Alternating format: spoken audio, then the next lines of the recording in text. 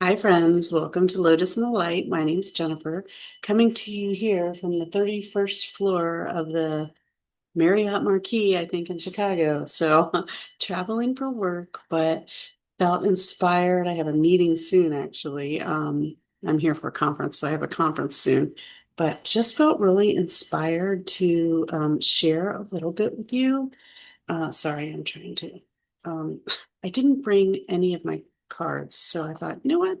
I'm going to download some decks. And so I've never done that before. We might try it later. We might not. We'll see. Um, anyway, I have a message to share for you today about how to know when is the right time to kind of take that leap of faith and make a pivot in your life on something, on anything, right? How do you know when it's time and if it's the right direction? So let's talk about that a little bit. That's what I feel inspired to speak about. I'm just going to remind everybody, take that deep breath, deep, slow breath in, and then make sure when you're breathing out even slower than your breath in to kind of get you out of that sympathetic nervous system into the parasympathetic. And then set the intention in your mind that you are just opening up that channel between spirit, yourself, myself, our souls, that we can work together to hear and make sense of the divine word and the divine guidance that we're making ourselves open to, and that we're doing it together as a community. I love that. Again, as a reminder, you don't need me. You can do this. You have a direct connection to spirit always. This just makes it fun. It's always helpful. Sometimes we can't see the forest through the trees, and so sometimes spirit uses other people, other technology, other tools to help communicate a message to nature. A lot of times those messages come through nature. So I'm just one of those tools, right? Okay, so deep breath in. Thank you, Spirit, opening this channel, asking for your divine wisdom. So, first step, maybe you're considering, in fact, I would say if you're still watching this, you are considering making some kind of change in your life. First of all, congratulations. Change is wonderful. That is actually one of my gifts. I will say that. Um, one of my gifts is I embrace change well. I actually love it. I look forward to it. I like change. I always have. I am somewhat of a risk taker, albeit a calculated risk taker, um, or I have been in the past. And so I'm really good at embracing change. Not everybody is. And so sometimes we don't change until the pain of staying the same is the greater than the pain of change. Okay. But that's okay. That's how kind of this human experience works. And it's okay if you're in a comfortable space in your life and you just want to stay there for a while. There's nothing wrong with that. This is not a race. We have eternity for our souls to grow and evolve. You don't have to do it all in this lifetime, and that is perfectly fine. That's why you have free will. But if you're watching this message, I'm thinking that you are probably considering some kind of change in your life. And I say that this is wonderful news because it does mean that you're growing and evolving. And I love that for you. And a lot of times we question, like, how do I know if this is the right change for me? And what I would say is, first of all, any change you're considering that is in response to fear um, is not the right head and heart space to be in to make that decision.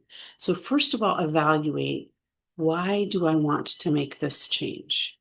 And if your answer comes out, because if I don't, this will happen, or this could happen, or if I don't, that's probably, like, again, use your discernment if you're in some kind of danger and that you need to get out of, like, use your intuition, right? But here's the problem. You can't connect to your intuition when you're stuck in a state of fear, because fear uh, is driven by your sympathetic nervous system, and connecting to your intuition and connecting to God happens when you're in your parasympathetic nervous system, and they can't both operate at the same time physically. They do not both function at the same time. So you have to decide what state of mind you want to be in when you make these kind of important life decisions. And I think most of us would agree that we don't want to be in a fight or flight mode when we're making those decisions. That mode, that's sympathetic nervous system, is for those true fight or flight moments, those moments of, like, um, if I don't make a decision right this second, I'm going to die. There is a lion staring at me and ready to attack, right? A bear staring at me ready to attack. And I have to make a decision now. That's what your sympathetic nervous system is for. We tend to exist in this society, especially in America. We live in this high stress society where we tend to put ourselves into our sympathetic nervous system and kind of just stay there. And we make decisions from there, and it's not good for us. So step one, make sure you're in your parasympathetic nervous system. That's why we do the deep breath. That's why we set the intention to connect and open ourselves to spirit. Make sure you feel relaxed in your body when you're making these decisions. Make sure when you ask yourself, why am I considering this change, that the answer comes from some place of passion, of joy, of peace. Okay, those fruits of the spirit are really important indicators as to whether you're moving in alignment with your soul or not. And again, moving in alignment with your soul is so important because your soul decided to come here and have this experience to grow closer to Christ consciousness, to grow and expand and evolve. Okay. And so any experience you have in this life, whether you make the best choice or not, it doesn't matter in the sense that you're still growing and learning and expanding from it. So from that perspective, like, take a load off. Whatever decision you make is going to be the right decision for you now and in this moment. Okay. Don't put so much pressure on yourself about it. But there are some ways that we can understand God's signs to us. We can understand the breadcrumbs that are being kind of left for us, saying, this is the highest and best path for you. And there's not just two choices. We like to think of like there's the best, there's the path God has for us, and then there's the wrong path, and that's it. There's a million ways you can go. You're going to learn and grow from all of them. So, again, take a load off about that. There are some ways that are better for you. I think it's interesting. I have a friend in my life who wants to make a career change. And she thinks that she's ready to go back to school and pursue this particular career. She's very excited about it when she thinks about it and talks about it. Like, she's like, I just know this is what I'm supposed to do. And I'm really, I really know, I know that I'll be good at it, and da, da, da. And I believe all of that. And I'm glad for her. There's this other thing that she talks about, though, that isn't career related for her. It's somebody's career, right? But she doesn't talk about it in terms of career. She just talks about it in terms of something that she's also good at, and that she brings is a component of her life, just not in a vocational way, right? It's a component of her life, not in a vocational way, but she talks about it with even more enthusiasm than that career path that she's exploring. She not only is she more passionate about it, but she's actually used the word passionate with when talking about it to me, talking about how she's so passionate about this thing being a part of her life. And in my mind, I'm sitting back going, why is that not your career path? Like, she would be so good at it. She clearly would love it and enjoy it. Why is that not her career path? And I mean, I'm not the predictor of what she should and shouldn't be doing, right? Like, that's not my job. But in my mind, I see like she's going after her joy for in this career. But there's this other thing that I know will bring her even more joy. And like, I can see it, but I'm like, why doesn't she see it? Right. And I could like bring it up and suggest it, but I don't, because it's really important when you're going to take a leap of faith into something new that your belief system can support that new thing. And if it can't, then you're really not prepared for that new thing. And therefore, you might not find the success or the joy in it that you would if you were fully prepared.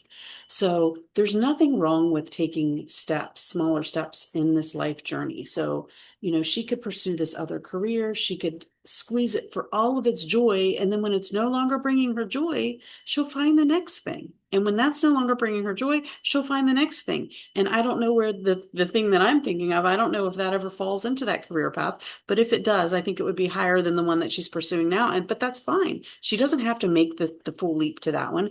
In fact, I would say there's some reason why she doesn't believe that there's some reason that today why she doesn't believe that that would bring her the same amount of joy. Otherwise, I think she would be considering it as a career. So there's some belief system. Maybe she doesn't think the job is as prestigious as the other career path, and maybe she's concerned about what people think. Maybe it doesn't make as much money as the other career path. Maybe she doesn't think she has the right skills to be as good at that as she is of the other thing. I don't think that's it because she already knows she's good at that. But anyway, like there could be a lot of things going on in this, the head, the ego, the that mind that's telling you all the reasons why that's not it for you. And there's probably one or more of those that's in her mind about this other a potential career option that because of those beliefs, it's not even on her radar as a career option. So I just wonder, 10 years from now, where she'll be with that, if she'll be in a different headspace about that. But it's fine. She's still following her joy. She's still following something that brings her joy, and she's going to be happy. Maybe not, maybe it won't that joy won't last as long in that career as something that she's as this other thing that she's super passionate about, but that's fine. But the big key is following the joy, following the feelings of the fruit of the spirit. Does this really bring me peace? Does it bring me joy and happiness? That's the abundant life that we're supposed to be seeking.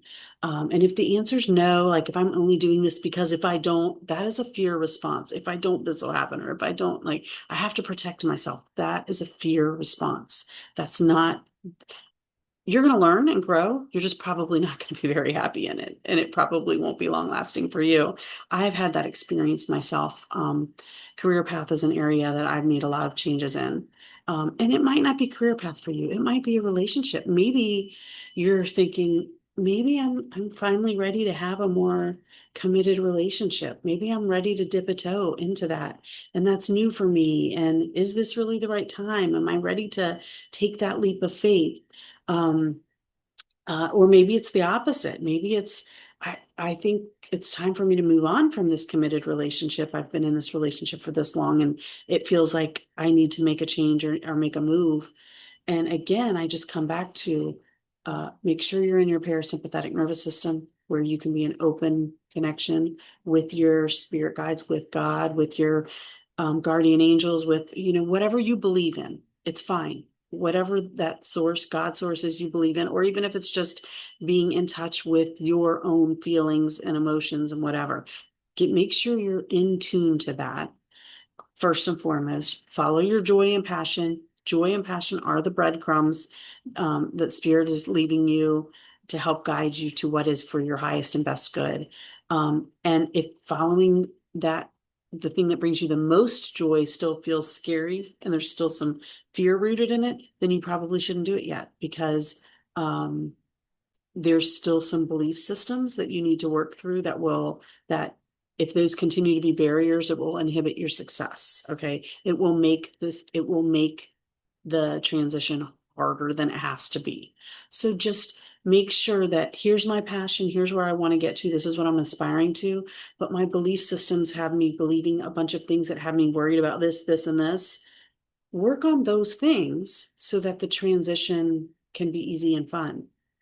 If you go ahead and take the leap, you're going to be really unprepared because these things that are barriers for you, you're going to have to work through. But now, so for example, let's say you've decided to make a career change. Now your consistent source of income's gone and you've decided to make this leap into this new career, but you don't fully believe in yourself in that career yet, or you don't fully believe in your options, or you don't fully believe in your credentials, or you don't fully whatever. And so now you're out there and you're like, ugh, I got to put food on the table, but I didn't really think this through, right?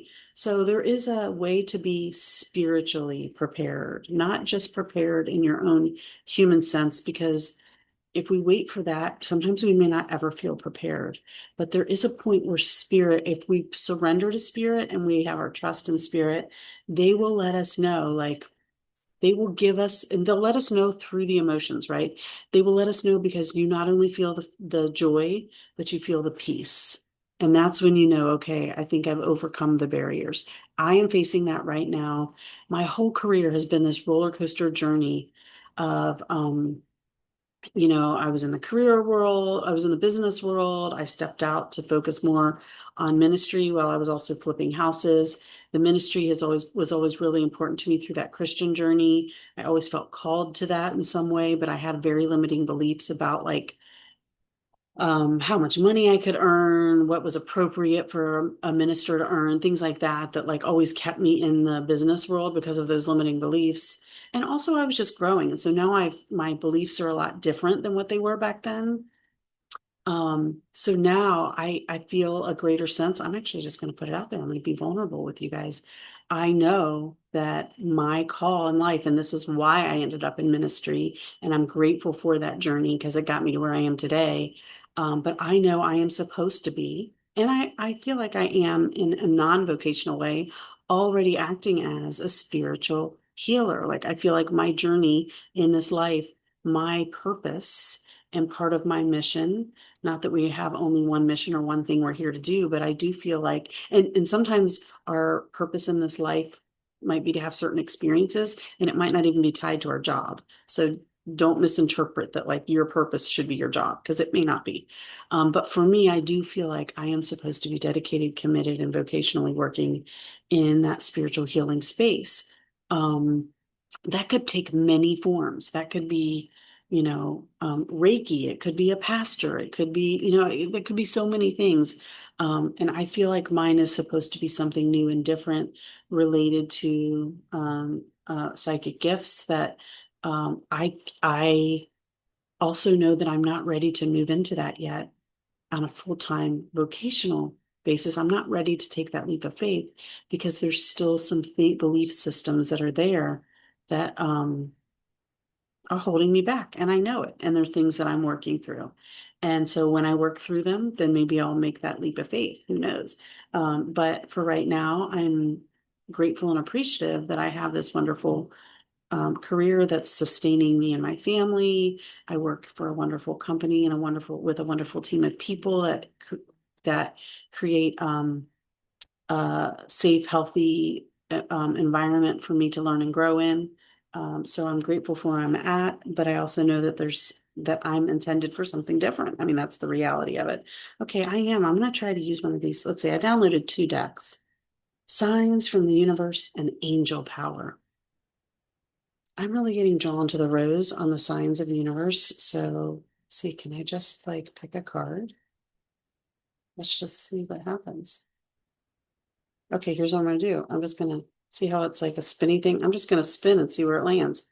Bam, landed right there. Book. What do I do with this? Okay, book. Education, author, universal mind. You are being guided to step into the next chapter of your soul's journey. Oh my gosh, I can't even. Thank you, Spirit. I've literally never looked at this deck before. That was literally the first time I've opened that. I just downloaded it before this recording, but I didn't even open it. This is what we're talking about. You're being guided to step into the next chapter of your soul's journey. It's time to turn the pages and experience a whole new adventure.